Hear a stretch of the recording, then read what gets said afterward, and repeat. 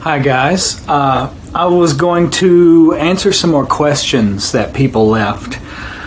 Things that bring up some really important topics actually. One of them, someone had asked at one point, was it necessary to believe in astrology to practice magic?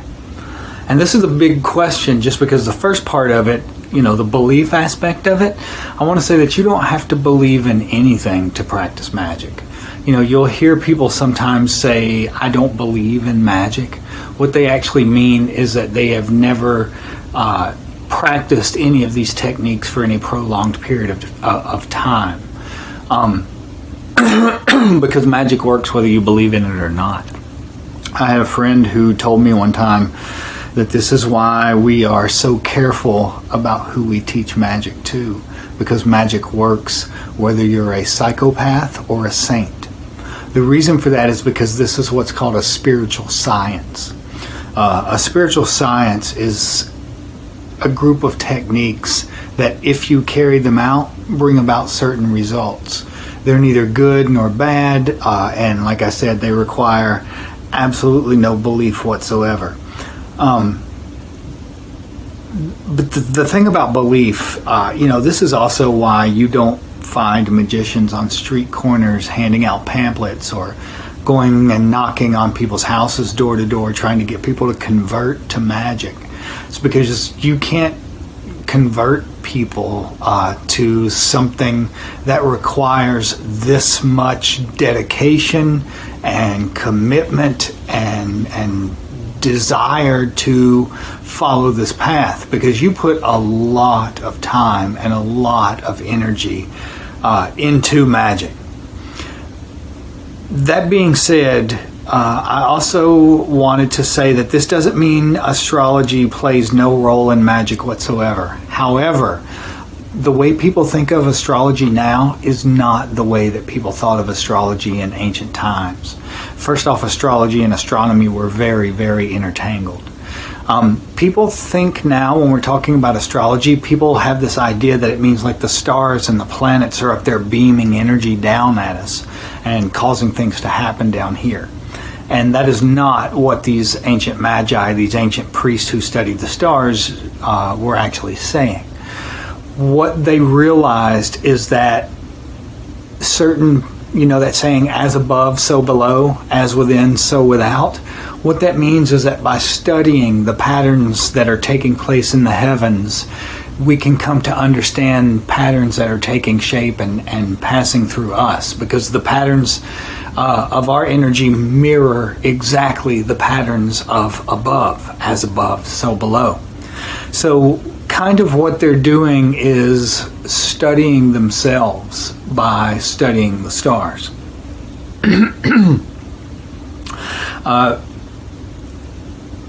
Also, not only is magic based upon the study of the stars, that's why it's called astrotheurgy. All religion in the West, I don't know about the East. I am not an expert on Taoism and Hinduism and things like that, but Judaism, Christianity, Islam, all the way back to the polytheistic religions of ancient Sumeria, all these spiritual traditions of the West are based upon the stars. We have always known that. I'll give you an example. This right here, if you can see it, and it will also be on the cover of my next book, the one that comes out in July, Angels and Archangels. The reason I put this on my book is this is the oldest depiction of an archangel in the world. This is how they were depicted in ancient Mesopotamia. What you're looking at is called a tetramorph. A tetramorph is a figure created by combining four creatures into one. What this one is a lion, a bull, a man, and an eagle. Now, they represent the four fixed signs of the zodiac. The lion is Leo, the bull is Taurus, The man is Aquarius. Aquarius is a man holding a water pitcher. And the, what did I leave out? Oh, the wings, that is Scorpio. Most people, whenever they think of Scorpio, they think of the scorpion. The phoenix and the eagle are also symbols of Scorpio. So this represents the 4 fixed signs of the zodiac. Now, that's exactly the energies that you are invoking when you're doing the supreme invoking ritual of the pentagram. You're invoking the same 4 fixed constellations, the same 4 fixed signs that make up this figure. You'll find this repeated over and over, and I'll give you one example. Also, these, like I said, are the oldest depictions of archangels in the world, dating all the way back to ancient Sumeria. You will find these things mentioned thousands of years after that in the book of Ezekiel in the Old Testament. In Ezekiel, he sees them, he calls them the 4 living creatures. He sees them pulling a chariot up to the throne of God. That chariot is your aura. When you're trying to crystallize your aura to create a vehicle to carry consciousness after the death of the physical body, that's what they're talking about in Ezekiel.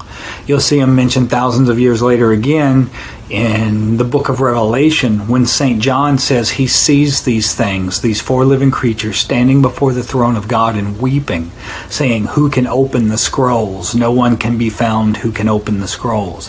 What that means is we will come into a time in history where this information has been forgotten. These people who created this, they knew that one day, not only was astrology not what people think of it as now, but neither was art. They considered art a vehicle to crystallize information and pass it on to future civilizations and generations. They knew a day would come when their language was not spoken anymore, when nobody could read their language. But if you could decipher the iconography that they left behind, you would still be able to understand like the most profound truths that they knew and considered important enough to pass on to the future.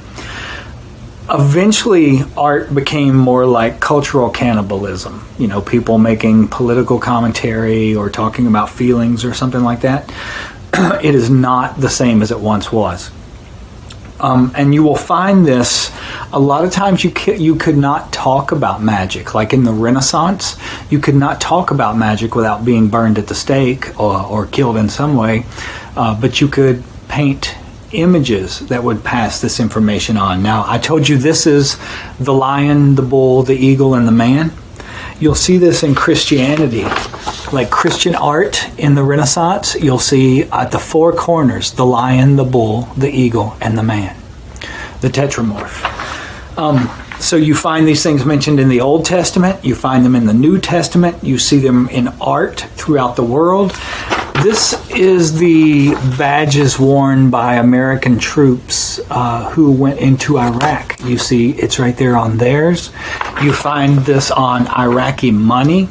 But what I mean about how all religions are based on the stars, this was the ancient Sumerian symbol, cuneiform, for both star and God. What they were telling us, even all the way back then, is that these deities were the intelligences behind the stars. That's what angels are now in modern day Christianity. But all of these later religions like Judaism and Islam and Christianity, all they did was took these same teachings and told them in a slightly different way. What I mean when I say they're about the stars is like when you're reading about Jesus and the 12 disciples, you're reading about the sun and the 12 constellations of the zodiac. The whole thing that never makes sense about the virgin birth is that they're not talking about a woman who's never had sex. They never were. They're talking about the constellation of Virgo, which is represented by the Virgin. This is why one of the things that set me off on this path of learning this stuff is trying to figure out why all of these ancient kings and all of these figures left behind had these bull horns on their head. turns out it's because of something called the precession of the equinoxes, which I had never heard of before. But what it means is that if you stand facing east at the spring equinox, you will see the sun rise in the same constellation of the zodiac for 2,150 years. So at the time that these people, that polytheism ruled the world, if you would have stood facing east on the spring equinox around March 20th and watched the sunrise, you would have seen the sunrise in the constellation of Taurus for that 2,150 years. Skip ahead 2,150 years after that, and if you stood facing east, you would have seen the sunrise in the constellation of Aries. This is why the ram symbolism is so prevalent in Judaism. You know, things like playing the ram's horn, or God sending a ram to Abraham so that he doesn't sacrifice his son Isaac. It's why Moses gets so upset about people worshiping the golden calf when he comes off the mountain. The golden calf represents them trying to go back to the time of Taurus when they were supposed to be in Aries. By the time Christianity rolls around, we are in the time of Pisces, which is represented by two fish. This is why Jesus called his disciples fishers of men. It's why he fed the multitudes with two fish. Fish symbolism is all throughout the stuff. At one point, he tells his disciples, I'm going to leave you. And they say, well, what do we do? He says, follow the man with the water pitcher into his house. Well, men did not carry water in those days. That was the women's job. But the sign of Aquarius is a bearded man holding a water pitcher. So he was telling them the sun will move from Pisces into Aquarius, which is where we're moving into now. Actually, we started that about a little over 100 years ago. I'm going to cut this short because I could go on and on about this for quite a while. I hope you guys are doing well, and I will talk to you back here tomorrow. Bye-bye.